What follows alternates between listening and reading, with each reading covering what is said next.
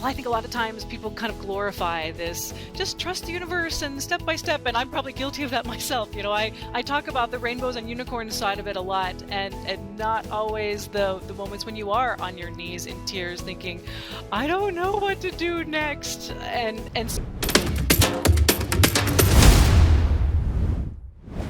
Hello and welcome to Finding Your Spark again. I am so happy to be here with you guys today.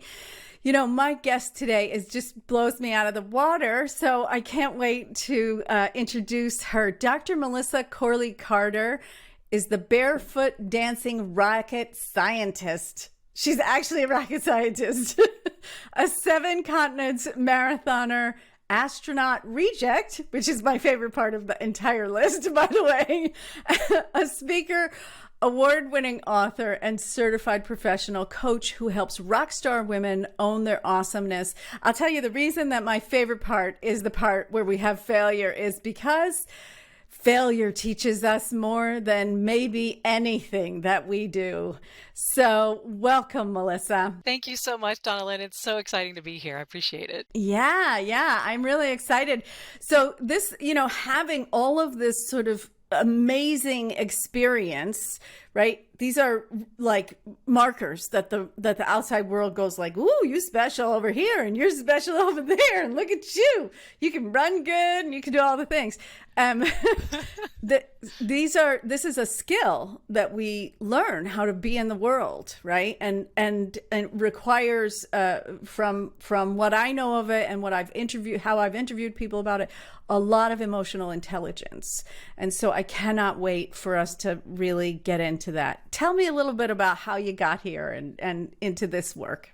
Well, yes, absolutely. It's funny, the astronaut reject thing is kind of the central portion of it. And as you said, we learn so much from failure, or what I'll call perceived failure. I've actually come to not believe in the concept of failure because it's all experimenting. And you can't fail at an experiment, you can only learn. So I actually spent 20 years wanting to be an astronaut, starting in 5th grade. I was one of those little kids who, an astronaut came and talked to my class, and I was hooked. I was done. I was going for it. And I studied all the math and science, got all the engineering degrees, actually got a PhD in astronautical engineering. So I could actually say I was a rocket scientist. And at the same time, I had always had bad eyesight. So I was kind of crossing my fingers that eventually NASA would start allowing corrective eye surgery, which they did. So I went out and got LASIK, so I had 20/20 vision. So at that time, 2012 was basically the first class that came through that I was qualified to apply for. So I put in my application, was just over the moon, just hitting the apply button, thinking, oh my gosh, I did it. I just hit apply. This is my dream coming true. And found out a couple months later that, in fact, my eyesight before I got LASIK was so bad that I was disqualified anyway. I didn't see the fine print that gave you those other little standards. So I jumped through the hoop, and right. I still am not in that place that I think I'm going, even though where it brings us is someplace so different. I can't wait to hear about it. Right. Yeah. So it was, for me, that was truly earth shattering. I mean, I literally had no backup plan. It was the classic dark night of the soul. And, I cried all night. I called everybody, all my friends and family, and cried to everybody. And just, it was, horrible. And for me, it was not just the astronaut thing. It was that I had actually wrapped so much of my identity around becoming an astronaut that I really didn't know who I would be or what I would do without it. So there was a fear aspect of, oh my gosh, a little, it sounds kind of silly and prideful to say it now, but what am I going to tell people? How am I going to face people the rest of my life, having told everybody I have ever met that I wanted to do this, and now not having that. So it was a dark time. At the same time, it was, I had actually just started a new job where I was in the active duty Air Force at the time, and I was a general's aide, where your life kind of revolves around the general. So I didn't really have a whole lot of time to dwell and think about me, which was really helpful. So it actually was kind of interesting because to the outside world, nothing really changed. I continued on the fast track. I was doing all the things. I'm generally a happy, positive person. So it's, no one could really tell. And so I think I was kind of processing in the background. Mm. But the result really was I didn't actually have any long-term Air Force goals. At some point I would get to NASA, and then that would be what I would do for the rest of my life. So for the next couple of years, I kind of did the Air Force thing, and again, it was checking all the boxes. But I was actually in an acquisitions career field, so a lot of program management and kind of technical aspects. But what I was discovering was that all along the way, even from when I was little, I was actually better at people and building relationships and finding out what motivated people and just really being the glue that holds a team together. And so as I started really thinking, okay, what am I doing with my life? I had several kind of defining moments along the way that really highlighted to me that while I didn't exactly know what my life purpose was, it wasn't what I was doing. Mm. And so when I actually came to a decision point, there was a sort of you're going to be in, active duty for the next, for 20 years, or you're going to get out now. And I had this decision Mm. point and didn't know what I was leaping into, but again, I leaped into the unknown and left active duty, ended up joining the reserve and switching from engineering into leadership. So as a reservist, I teach leadership and professional development classes. And then in the big open blank space of my life in the rest of the world, I ended up meandering, going a few different directions, got certified as a coach, and just started learning one thing after another, and just kind of building the coaching business and honing in on who I help and what I do, and just being myself, really discovering who I really am along the way. I love that. I love that sort of how one thing builds on another. My career was very, very similar in that I had dreams when I was young, and then they morphed a little, and I still ended up in the same industry, right? I was in the theater, and when I was very young, I was reminded of this the other day, that when I was very young, I wanted to be a dancer. And a window happened, like you talked about, those sort of windows of opportunity to just go into the unknown. And I didn't go very far into the unknown on that one. Uh-huh. I just went like, okay, good enough. And I had a whole career there, and then another window open where there's a little dissatisfaction. There's a knowing that there's not fullness in your life. There's a feeling that there's something more, but you don't know what it is. And you see the window and you go like, I better just go through it and figure out what's on the other side. Yes. And then you end up in this place, which I think feels miraculous when you're doing it, where you are fully prepared for a thing that you never considered. Yes, so true. Right? So true. Right? Yes, Yeah. 100%. Yeah. 100%. That's what's happened for me absolutely in my coaching career, that I wasn't a coach. I was worked on Broadway in the theater, and I amazing. worked on, and then I ran a company and for 15 years. And I was, when that was over, I was like, I don't know what's next. I don't that's know. amazing. And that window lasted a little while, right? For me to go like, oh, I know what's next, is that you lived all this life and you had so many hard times in that life. Like, I was terrible at emotions when I was young. Ask anybody in my history and they'll be like, we don't know how she got to be that person. Right? Yes. Oh my You gosh. have to work them, the things you work at, you know how to work at them. Yeah, right? absolutely. So Absolutely. I just love that your sort of this trajectory is the culmination of your experience. It is. It is. Thank you.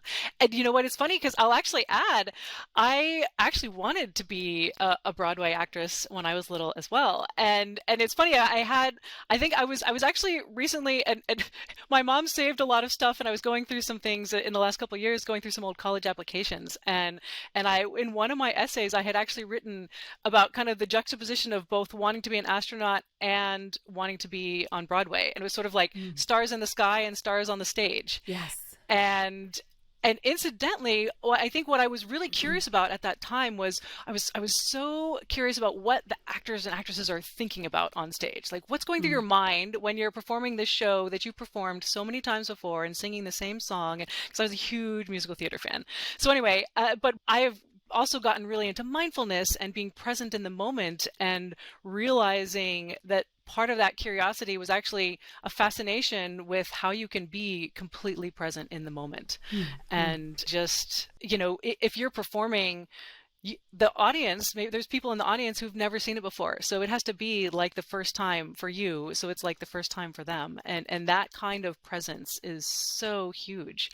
So it's kind of fun, the little intertwinings, and these professions actually have a lot in common about really being present and human. Yeah, I think you're bringing up a great point that that when we kind of stream ourselves, right? When we decide to be super present, then the what is so unimportant, because what happens is we get to work at a level that is beyond what most people ever get to even dream about, right? Yes. Like, Yes. I can remember, I was a sound designer on Broadway, and I can remember standing there looking at this Broadway stage, and like, it was impressive, right? It was like, wow, okay. And that moment of getting to be present for that was only because I had been present for all the other moments before it, right? That somebody had said, hey, that kid's pretty good. Hey, let's give her a shot over here. Oh, look at that. She did something good. And not follow that you followed the rules, not that you but you hone your craft, of course, but not that you go by, oh, yeah, she's just like somebody else, right? But that you be present. And I love that, particularly with the name of this episode being How to Reach for the Stars, right? Because that's what it is. It's like, how do we get to be up there in the fun place? Yes. Yeah. So that's cool, because the other thing that has come out of this whole astronaut journey is really figuring out the why behind the what. Like you said, when you're absolutely present, the what doesn't matter, and it doesn't. And the key really to reaching your stars, no matter what your dreams are, is actually asking, what is the goal behind the goal? Like that's what I call it. When you know and really dig in to the why behind the what, there are so many different ways to fulfill that true dream, as it were. So I asked myself, after years, this was not an overnight thing. This has been a long journey and a long process. But when I really asked myself what I wanted in becoming an astronaut, what I have discovered over the years is that, in fact, it was because I wanted to feel the truth of this instinctual knowing I had of a spiritual connection with the universe. I knew that I was one with the universe, and astronaut was sort of a tangible way to make that happen. But it also because I wanted to inspire people to greatness the way astronauts had always inspired me.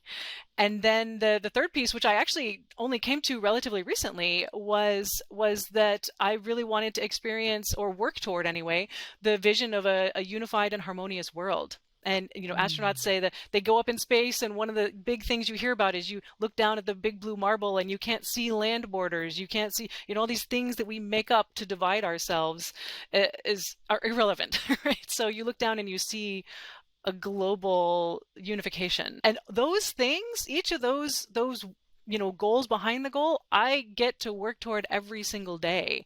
I didn't need to be an astronaut for that. I get to really live my dream every single day, and it's amazing. So when you know the why behind the what, you can absolutely get there, even if physical material things or doors get closed in your face. Yeah. And the how. So nowhere in there did I hear you say how, right? Because the how becomes so unimportant when we're playing in this universal energy, right? This thing that you're talking about with being in a unified energy of the universe is like, first of all, it's blissful, right? It's like, feels great. And also it really, it makes a space for whatever happens next to be the how. Yes, yes, that's also one of the big things that and it's a hard lesson sometimes, because we certainly are conditioned in our society. We are expected to know all the steps, and you share your dream with someone, and completely well-meaning, they're like, well, how are you going to do that? And then you shut down, and you do it yourself too. You think, oh, I don't know all the steps, so I might as well not try because it seems impossible. But it is really such a surrender practice to say, you know what? I don't know how, but I'm going to trust that the next step will reveal itself. And so also, so bringing in marathons too, literally taking one step after another without needing to be, you don't need to be across the finish line yet. Just take one step and take another step and take another step. And so for me, it has been challenging, but also liberating to say, I don't have any idea how this is going to happen, but I'm going to do this one thing. And I have this dream and it just landed, and I'm not going to deny it. I'm going to say, universe, I trust that if this is my dream to fulfill, the how will unfold. And so it's a huge shift, I think, and powerful liberation to let go, just focus on the what, and let the how develop and unfold step by step. Yeah. So you brought up a bunch of things there, and I want to really talk about that step-by-step thing, right? Because a lot of times when we talk about reaching for the stars, no matter what your dreams are, it's like, it's all up here and it does not attach to reality at all. And then you're like, I don't know, but I'm going, Yeah. And so sometimes people end up with no plan, right? It's the sort of the polar opposite of the, like, I'm going to go to school and I'm going to do this and then that's going to happen, right? So we do have that trajectory, but also a lot like me, I was like, I don't know, but I'm going to work on Broadway. I don't know how. That's amazing. Yeah. And it worked, right? It worked. The next person came. But what can happen sometimes is that we're in the middle, right? It's what is that image of the master running across the stones in the river, right? It's like you don't know where the next step is landing, and there are a lot of skills that are needed for that moment of the unknown, even though you're still reaching for the stars. So as you said, a lot of people just go like, I guess I can't get there. Yeah. But really, if it's an unknown, tell me what happens during that moment for you? Well, many things, but I'll say, actually one of the things is tears, and fear. And that's a very real part of the process. I think it is normal and natural. Like it's I think a lot of times people kind of glorify this, just trust the universe and step by step. And I'm probably guilty of that myself. I talk about the rainbows and unicorns side of it a lot, and not always the moments when you are on your knees in tears thinking, I don't know what to do next. And so letting that be okay, letting your body process the emotions that you're feeling is really important. And then focusing. So actually one of the things I have developed for myself over the years is a sort of a kind of a one-page at a glance, what I call my magic at a glance, which is my values and my decision-making criteria and my 5-year vision, my 10-year vision, my statement of who I am and what I do. It's got all of these things. And so when I'm kind of in the unknown, I refer to that and I remember, okay, yes, this is who I am. And so I have kind of this long list of practices that I do in those moments of uncertainty. And actually, one of my other favorite things to do is actually going outside barefoot, because I'm a huge fan of grounding and really connecting with the earth, and which is both electrically grounding for our bodies. That's actually really healthy to do that, and also just kind of spiritually grounding into connecting with the cosmos and remembering, oh yes, first of all these little things I'm worried about are kind of irrelevant. Just look at the trees, and the whole nature does not hurry, yet everything is accomplished, So just kind of reminding myself of all of these things, knowing that this part of the process is really helpful in those moments of fear. That's wonderful. One of the things you said really brought up for me how all stars struggle, right? There is not one person that I have ever met that is successful that did not have one time, usually a lot more than one, where they said, I can't do it. It's too hard. I don't know. I'm not cut out for this. And blah, blah, blah, right? Even the people who shoot to stardom, it may come later, but that space of like going, I don't know what's next and I don't know how to get there. And I'm not driving the boat. I'm not, Yeah. So that's incredible to kind of know. I think a lot of times people, when they are reaching for the stars, they say to themselves, if I was cut out for this, I would not have doubt.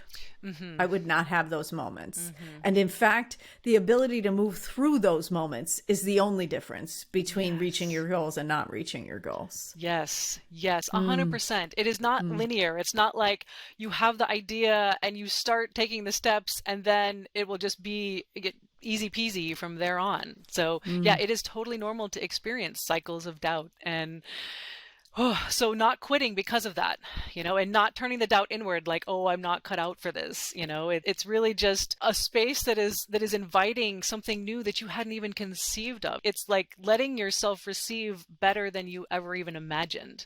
Because if we Mm. just go for what we imagine, we're actually going to limit ourselves because there's so much more possible than we can conceive of. So this is a really nuanced thing that you were talking about, where earlier in the conversation you were talking about identity loss, right? Identity change and loss. And this is, people go through this in so many different ways. Over and over again, we go through that in life. But then on this end, of the conversation, we're talking about sort of being in the unknown, but not losing who you are. So for me, when you talked about that, what came up for me is this moment just after my husband passed away. I was sitting in my, for some reason, I had like upholstered furniture in my kitchen. I don't understand. We removed, like the house sold a few days after each other, like everything happened all at once. And my sister-in-law, I was having a real down moment. And I said, I just don't know who I am without him, right? Because that's the thought, is like, for 25 years, for more than 25 years, we were married that long, but for 30 years we stood together, right? This was what we did together. It was breathe and, move the stuff around. And my sister-in-law looked at me and said, I know who you are. And that was really pivotal for me in that moment, because what she brought in energetically in that moment is, I think, what you're talking about with this list. And I love the idea that it's written down and that we can look at it and interact with it and not need good timing and brilliant people around us to say the right thing at the right time, right? Yeah. And so can you just tell us a little bit more about that, about how do we pour that thing that is not our identity, right? In that I am a coach, I am a parent, I am right? Not these ways that we attach to the current set of circumstances, but the ways that we attach to who we'd like to be and what the framework of that is. Tell us about that. Yes, absolutely. Well, gosh, what a powerful story you share. Thank you for sharing that. Well, I want to say one other thing about that actually, and then I'll answer your question, I promise. But that your sister-in-law said, "I know who you are," is actually one of my favorite things to do with people as a coach. Is I love to say that that I will challenge people to be, I'll challenge you to be greater than you think you are, and I'll sing your song back to you when you forget. And it is really helpful to have people in your life who can sing your song back to you when you're in it, and it's really hard to see what's going on when you're in the middle of the pain. So to come back to this sort of summary written down of who you are, it's sort of like having someone else out there singing back your song to you. So I actually have it right in front of me. I have this, literally this like 1-page piece of paper that that has, and I mean, here's the categories. Let's see, I've got who I am, what I do, why I'm here, my mission, my vision, my values, my decisional criteria, what I call my soul work themes, got a couple of mindful mantras, a moon omens affirmation, and then I have a 2025 vision and a 2030 vision. And I just, all of these things, and I've developed it over years and pieces, and modified a piece here, modified a piece there. I was changing it, a month or two ago.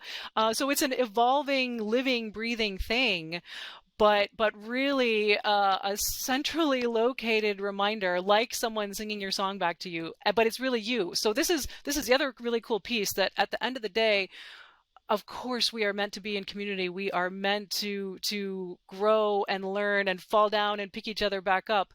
But at the end of the day, you picking your own self back up is the most powerful thing you can possibly do for yourself.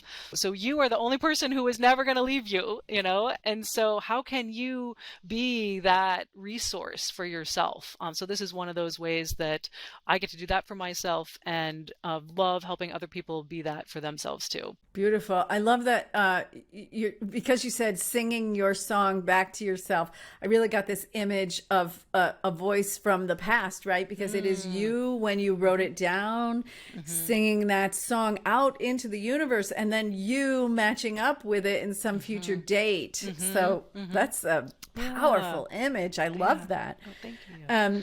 Two things in there I'd love to bring out for our listeners. And the first is that I have heard many people set 5-year and 10-year goals.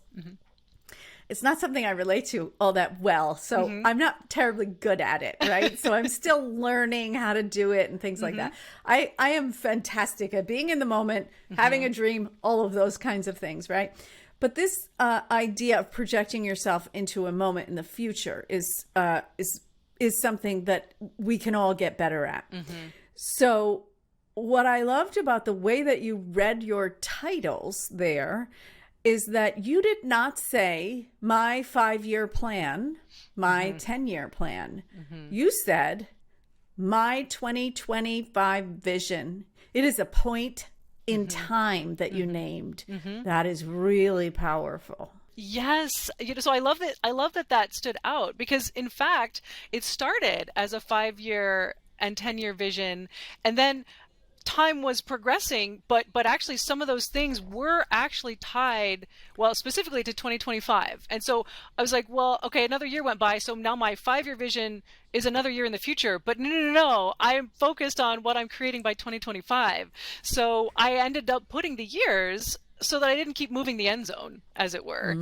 And so you can continue to add on at the end, but you're right. It's 5-year, 10-year is a little bit unspecific. So, and the other thing about visioning versus plan and goal, and this is a huge thing when you are goal planning or goal setting or whatever, is actually, again, remembering that why behind the what. And it's my vision doesn't include I have this amount of money and I have this, this, that, and the other thing. It's more about feelings. Like, this is the essence of how I feel when I wake up in the morning. And these are my rituals. And this is, where I am. And so it's more a state of being.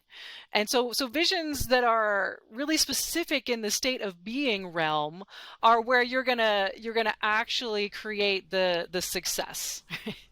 Yeah. This is definitely a method of speaking to yourself that I know well. It's really great. It's really great.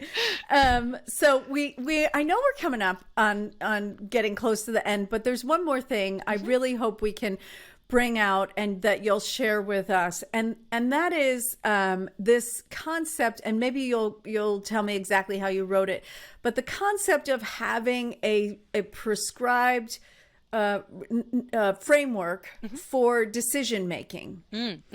So this is because you had a couple of different nuances in there. You had like who I am, what my basis is. Yeah. And also like, this is how I'm going to make decisions. Yes.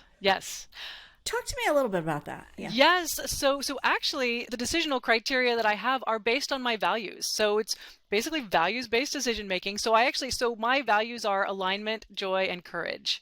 And so the decisional criteria that I relate to them, for example, alignment, which I define as integrating purpose, power, and passion. My decisional criteria are: does it serve my purpose? Is it in my zone of genius? Does it ignite my passion? So got to answer all those questions, yes, for it to be in alignment, right? And so, and then joy and courage have some questions as well. So basically, the decision-making criteria are aligned with the values and a measure, right, to decide if this is really for you. And you get to say no.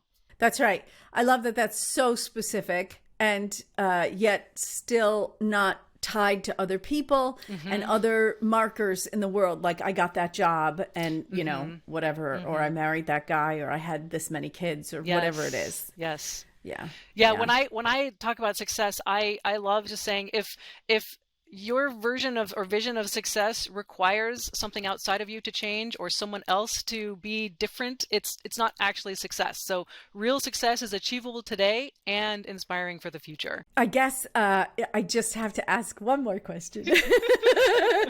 I'm supposed to wrap it up, but I don't like to. It's like my least favorite is the end, is saying goodbye. You early on in this conversation, you talked about failure and how this is all just an experiment. And now we're talking about what the marker of success is. And I think being able to reframe failure really requires what you're talking about here, where we're also reframing success. Yes. And whether we care about success. Right. Right. Because that's the idea of an experiment. An experiment is curiosity, not yes or no, but look at what happened. Now we have information. Yes. Right. Yeah. So success, whether we care about success. So what the nuance there is letting go of caring about success in quotation marks as society defines it, right? So I am all about redefining success for yourself. You get to decide what success means to you. So for me, success is living my mission, and my mission is to shine my light and inspire you to shine yours. That's all I need to be successful. And it has nothing to do with bank account. It has nothing to do with number of followers. It has nothing to do with any of those kinds of things that society would have us, be judged by and declare ourselves successful, So again, you get to decide, and it gets to be aligned with who you are. That is so wonderful. Now tell us just a little bit, what have you got going on? How can people get in touch with you? Of course, we're going to link everything, everybody. So don't worry about that part. But tell us what's going on in your world. I'm really actually super excited that this whole magic and one page who you are came up, because I am actually about to start next month in April. I'm starting a group program called Giant Leap. So we didn't even get here, but I actually have applied the essence of rocket science to my coaching. So I have this kind of rocket science philosophy that is the foundation of my coaching. But I have one small step, and I have Giant Leap, and Giant Leap is about to start. This is a group coaching program, and it's actually going to be you creating your own magic. So you're going to create your one page with your who you are, what you do, values, visions. We're going to go through that whole process. It's going to be 6 months, kind of hands-on in a group, just experimenting in the test kitchen. And then actually, I'm also a big believer in adjusting course, a big rocket science principle. So there's 6 months of hands-on, high touch, and then 5 months of follow-up where you're integrating, you're out there in the world doing it, and we'll have some periodic course check calls, but the container is still open. It's an 11-month journey, and it's really about remembering who you are and why you're here. And we start April 18th. Applications are due April 8th, and I am super, super, super excited for this that's coming. So yeah. That is great. Now, that is only a few days after this episode comes out, so I want everybody to make sure to go there and click below. And if you are listening after this time period, please do check out her website and see what's going on currently at that time. Yes, I'll have more things coming out too. So we'll have lots of opportunities. Thank you so much. Thank you. This has been Dr. Melissa Corley Carter with us today, and I just want to thank you so much for being here. Thank you so much, Donna Lynn. It's been a joy talking with you. Thank you. I want to also remind everybody who's listening that you can find out what's going on with me at donnalynn.blog, and that right now you can go to abundantjoyunlocked.com and get a special offer. So try that and see what you think. I will say finding your way to alignment, to resilience, to figuring out how to bring joy into your life on a day-to-day basis, whether you do that with me or on your own or with someone else, is crucial for having a really fun life. So get out there and do it.